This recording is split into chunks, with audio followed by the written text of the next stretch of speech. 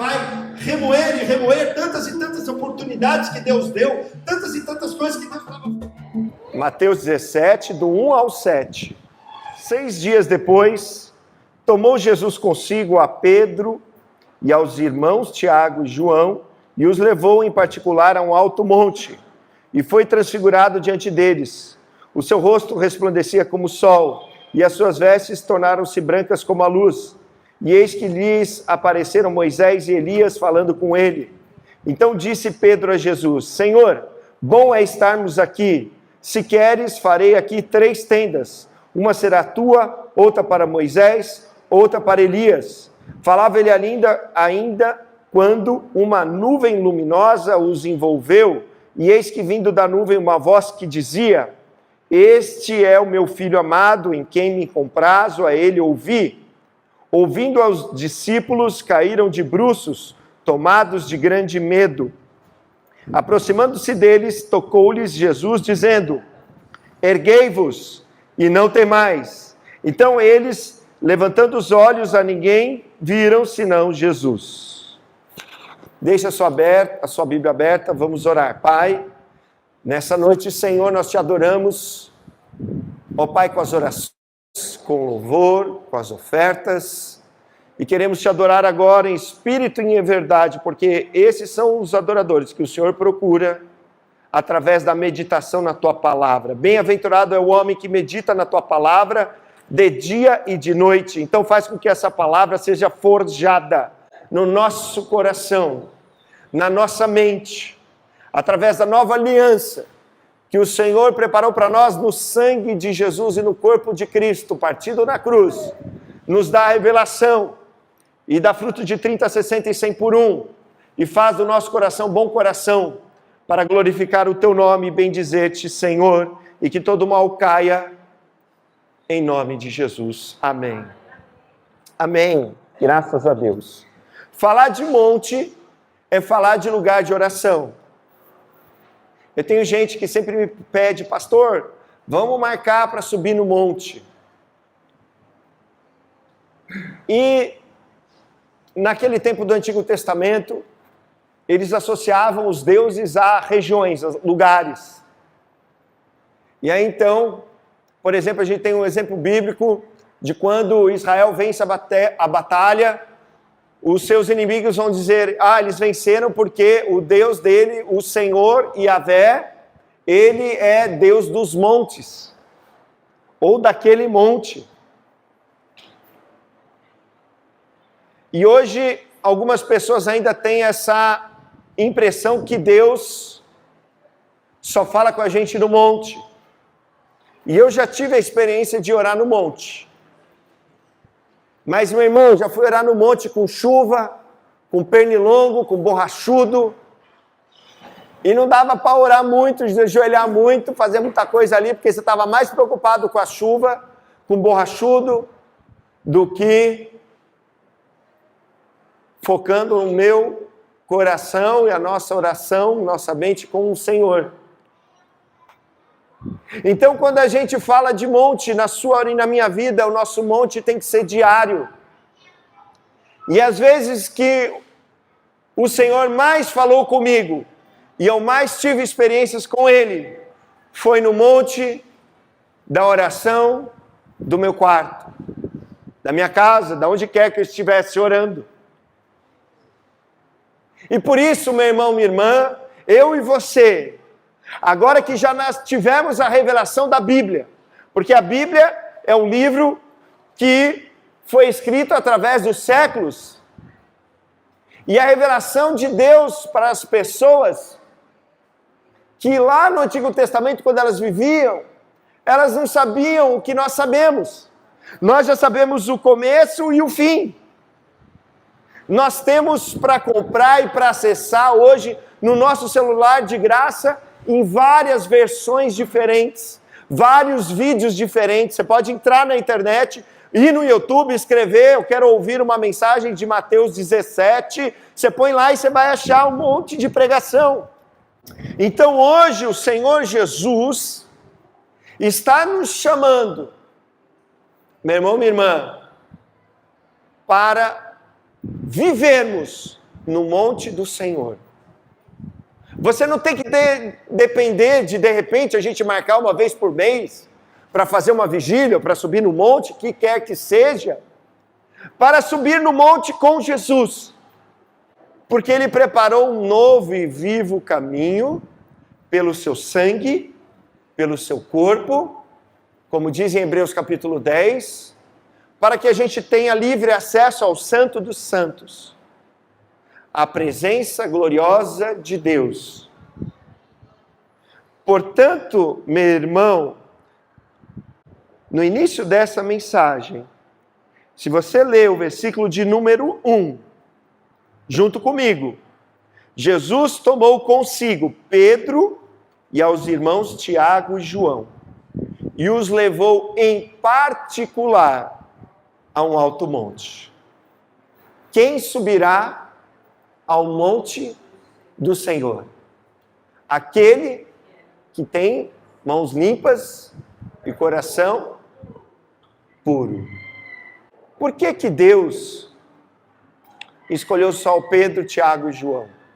Por que Ele escolheu Pedro, Tiago e João e não os outros? Por quê?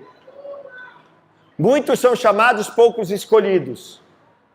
Jesus, Ele mostra, a gente não sabe porque não está escrito no texto, a gente pode conjecturar, pode imaginar, pode pensar, mas Jesus, quando Ele desce do monte, Ele fala, não contem isso para ninguém, até que eu morra e ressuscite.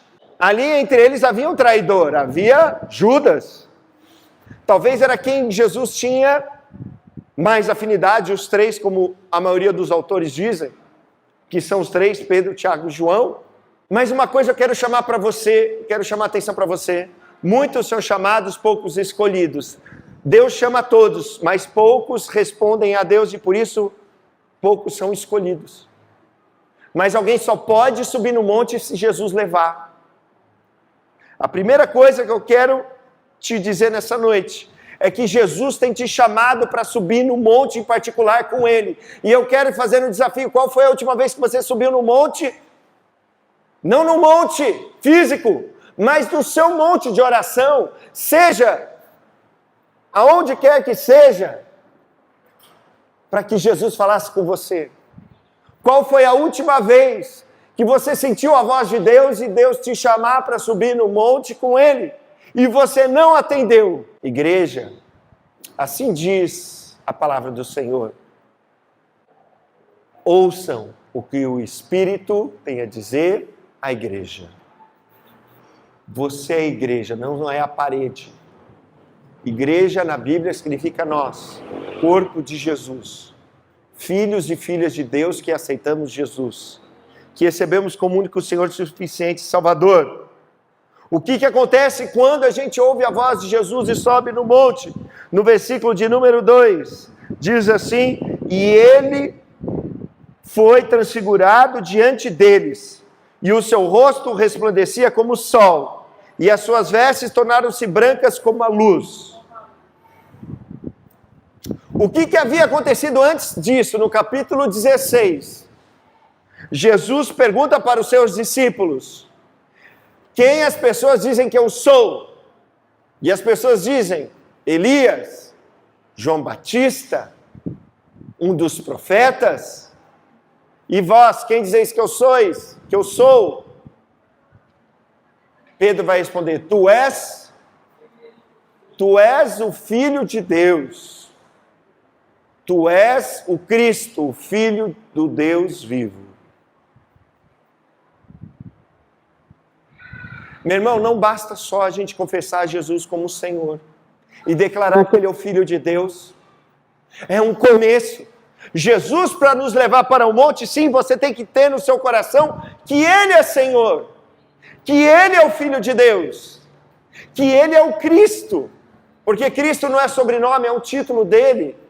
Mas depois de Jesus revelar que Ele era, quem Ele era, confirmando aquilo que Pedro disse, Jesus vai dizer qual era a sua missão de morrer. Ele fala, olha, eu vou para Jerusalém, os líderes religiosos vão me rejeitar, e eu vou sofrer muito e vou morrer. Pedro vai lá e fala, não, Senhor, não faça isso, não faça isso. Mas Jesus começa a revelar aquilo que ele ia fazer. Para depois Jesus afirmar, aquele que quer ser o meu discípulo, tome a sua própria cruz e siga-me. Quem não renunciar à sua vida e não perder a sua vida, não é digno de mim. Mas quem se perder a sua vida por causa de mim, vai achar a sua vida. Meu irmão, minha irmã, você aceitou Jesus, você confessou Ele como Senhor, você sabe da obra dele na cruz. Jesus, quando revelou a sua obra na cruz para eles, disse, mas eu vou ressuscitar. Você sabe que Jesus ressuscitou porque o Espírito Santo confirma no seu coração. Você não viu, mas você tem essa convicção. Porque ninguém pode dizer que Jesus Cristo é o Senhor, senão pelo Espírito. Amém? E ninguém que fala que Jesus ressuscitou em carne tem outro espírito, pode ter um espírito maligno. Por quê? Porque só o Espírito Santo pode testificar isso no meio do seu coração. Então Jesus, depois de ter feito isso com eles, ele diz uma coisa no último versículo do capítulo anterior, do capítulo 16. Ele diz assim, ó, em verdade vos digo que vocês verão o Filho do Homem na sua glória, no seu reino. Vocês vão ver o Filho do Homem no seu reino. Alguns de vocês vão ver isso. Eu vou ler para você. Garanto a vocês que alguns que estão aqui que se acham não experimentarão a morte antes de verem o Filho do Homem vindo em seu reino. Meu irmão, minha irmã, quando Jesus nos chama para ir no monte, Ele tem algo maravilhoso para nos revelar. É revelar para você quem Ele realmente é. Olha o que você tem perdido. Por que você está com medo? Por que você está triste? Por que eu e você ficamos tão preocupados com as coisas humanas, com o que está acontecendo lá fora? Porque falta para mim e para você subir no monte. E quando a gente sobe no monte, quando Jesus nos chama, Ele revela quem Ele é. Jesus revelou a sua verdadeira face, a sua verdadeira natureza, o seu verdadeiro caráter. A palavra ali utilizada no grego é a palavra que a gente usa para metamorfose, porque ali Jesus transfigurou-se. Metamorfose. Jesus se transformou na sua verdadeira aparência, do seu verdadeiro ser, como um sol, como o meio-dia, com vestes brancas como a luz, como João vai vê-lo depois ressuscitado em Apocalipse. Da mesma forma, porque é o mesmo Jesus, e ali ele se revelou no seu reino, na sua glória. E aqui nos cabe lembrar, meu irmão, minha irmã, que o que a gente está falando não é brincadeira. Nós estamos falando de algo que é eterno. Nós estamos falando aqui não de uma religião ou de uma placa de igreja, porque antes de servir a igreja metodista, eu sirvo a Jesus e eu sirvo ao reino dos céus, amém? Eu sou apenas um mensageiro do reino dos céus, eu sou apenas um arauto, eu sou apenas alguém que está apontando para Jesus. E você nessa noite, você tem que entender que se você não subir no monte, você não vai ter a revelação de quem Jesus verdadeiramente é. Assim, Pedro, Tiago e João viram. Quem quer ser Pedro, Tiago e João? Tiago teve a cabeça decapitada. Pedro foi crucificado ao contrário, porque não se achou digno de morrer como Jesus. E João foi preso na ilha de Patmos por causa de Jesus. Você está disposto a pagar esse preço? Ou na primeira tribulação já sai da igreja, já fala mal de todo mundo e já abandona Jesus? Que fé que é essa, igreja? Que amor que é por Jesus? Que amor que é? Você está pronto? Se tiver uma perseguição contra nós no nosso país, você está pronto? Ou você vai ser o primeiro a dedurar-nos para os outros? Ou você vai ser o primeiro Judas? Jesus falou para Judas, ai de ti, era melhor que não tivesse nascido do que trair o Filho do Homem. Continua dizendo o texto, você está com a sua Bíblia aberta? Vai remoer e remoer tantas e tantas oportunidades que Deus deu, tantas e tantas coisas que Deus estava